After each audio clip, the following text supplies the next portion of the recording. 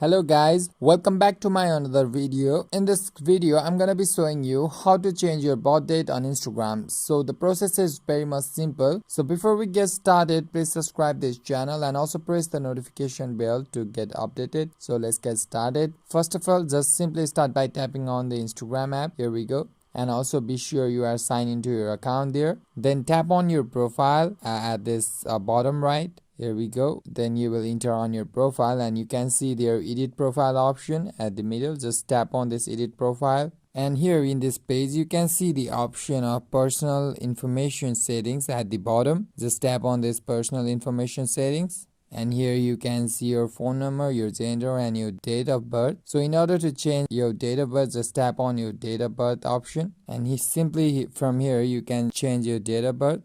Like I'm changing my date of birth here, and after getting done, just tap on this right icon at this top right corner. Just click on this icon and again tap on this confirm option. That's it, your date of birth has been changed. So simply this is how you can change your date of birth in Instagram. So hope this video helped you, and also like this video before you go. Thank you for watching.